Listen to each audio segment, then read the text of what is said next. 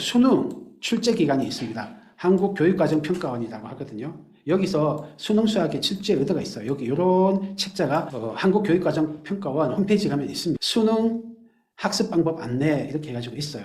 그 중에 수학 영역 해가지고 뭐라 쫙 써놨거든요. 안 보이실 텐데 요거 조금 확대해서 그 다음 페이지에 할게요. 여기에 자기들이 수능을 어떻게 출제하는지, 이 평가원이 뭔 생각을 하는지 알 수 있습니다. 시험의 성격, 수능 수학 영역의 시험은 고등학교까지의 수학 학습을 통해 습득한 개념 원리 법칙을 이해하고 이를 적용하여 계산하고 추론하며 문제를 해결하는 능력을 평가하는 게, 능력을 평가함으로써 대학 교육을 받는 데 필요한 수학적 사고력을 측정한대요. 수학적 사고력을 측정하는 시험이다. 이 시험의 성적은 뭐라고요? 많이 암기한 걸 측정한다고요? 아니에요. 수학적 사고력을 측정하는 시험입니다. 어떻게 측정하느냐? 수학적 사고력은 크게 계산 능력, 이해 능력, 추론 능력, 문제 해결 능력으로 구분된다. 계산 능력은 샬라샬라샬라, 이해 능력은 샬라샬라샬라. 길어서 읽으셔도 잘 이해가 안 되실 건데 제가 간단하게 요약드릴게요. 계산 능력은 2점짜리 문제라고 생각하시면 됩니다. 쉬운 것들. 대표적인 게 단순히 식을 간단히 하는 거나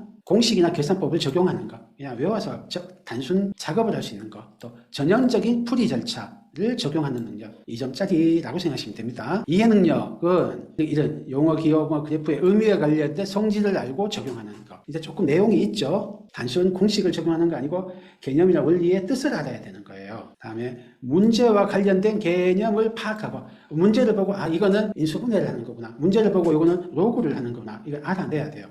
그래서 파악하고 적용하는 능력, 교과서에 나오는 기본 예제나 정형화된 응용 문제, 정형화된 응용 문제를 해결하는 능력, 3점짜리 중에서 좀 전형적인 문제들이에요. 기본 예제, 센수와 비스텝에 있는 문제, 정형화된 응용 문제, 요거는 응용서에 있는 대표 문제들이에요. 그 다음에 샬라샬라 있는데 수능에서는 3점짜리고 문제집으로 치면 센수와 비스텝, 그리고 정석으로 치면 기본 정석, 기본 문제하고 연습 문제의 일부 예요. 근데 요즘은 정석으로는 훈련을 안 하니까 센으로 비교하시면 센수학, 그 다음에 응용서의 일부까지예요. 응용서의 중간거 정도. 그 정도까지가 이해 능력입니다. 그 다음이 추론 능력이에요. 추론이 뭘까요? 추론은 일상생활에서 아주 흔하게 쓰는 거는 아니고 또 일상생활에 쓰는 거랑 수학에서 추론 능력이 조금 다르긴 해요. 추론은 추측하고 논증이에요. 추리하고 논증이에요.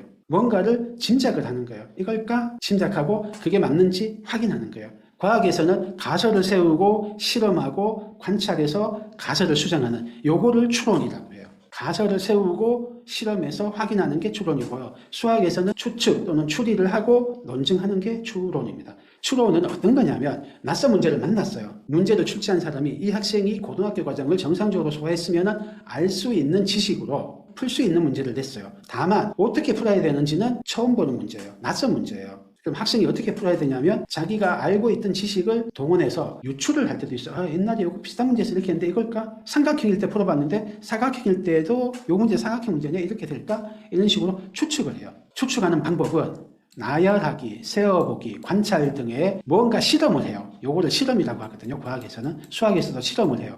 실험을 하다 보면은 문제의 뜻을 이해가 되고 그림도 그려보고 이렇게 하다 보면은 문제 해결의 핵심 원리, 아이디어가 탁 떠올라요. 실험에서 가설을 세우거나 또 어떤 때는 유추를 해요. 유추가 똑같은 건 아닌데 비슷한 거를 해봤어. 예를 들면은 사슴을 잡아본 적이 있어요. 사냥으로. 근데 사슴하고 비슷한 술록을 잡는 거예요. 똑같지는 않지만 그때 했던 걸 이용해서 뭔가를 하는 거예요. 그래서 유추를 해서 문제 해결의 핵심 원리를 발견, 아이디어를 떠올리는 거죠. 요까지가 추리, 추측을 하는 거예요. 추측을 하는 방법은 짐작이죠. 그 다음에 그렇게 짐작을 한 다음에 과학이라면 실험하고 관찰을 하는데 수학에서는 논증을 해요. 원리 법칙을 이용해서 참인지를 확인하는 거죠. 그래서 명제의 참거짓을 판별하는 능력, 논증이에요. 하여튼 그래서 참인 성질을 이끌어내는 능력, 반례를 들어서 참거짓을 판단하는 능력 등 하여튼 논증입니다. 논증. 추론은 문제 해결의 아이디어를 짐작을 해서 추측을 해서 떠올리고 가설을 세우고 그거를 논증하는 거예요. 논증은 이제 여러 가지 증명 형태죠. 요거를 추론이라고 합니다. 그 다음에 문제 해결 능력. 문제 해결 능력은 낯설고 어려운 문제를 풀어내는 힘입니다. 아이디어를 떠올리는 거는 추론을 해요. 근데 그것보다도 좀 더 복잡해, 문제가. 덩치가 커요. 그럴 때 문제 해결 능력이 추론 능력 이상의 능력이 필요한 거예요. 두 가지 이상의 개념 원리 법칙의 관련성을 파악하고, 요 말 뜻이 이해가 안 되죠. 그래서 종합하여 문제를 해결하는 능력, 관련성 파악하고 종합해서 해결인데요. 조금 이따가 말씀을 드릴게요. 하여튼 복잡한 문제를 푸는 거예요. 2단계 이상의 사고 과정을 거쳐서 문제를 해결하는 능력, 실생활 관련된 문제, 타격과 소재를 푸는 능력 등등등인데 핵심은 이따가 말씀드릴 복잡도가 높은 문제를 푸는 힘입니다. 그러면 추론 능력은 3점짜리 조금 어려운 거랑 4점짜리 좀 쉬운 것까지 보통 추론 능력이고요. 문제 해결 능력은 4점짜리 중반부터 중킬러까지를 문제 해결 능력이라고 해요.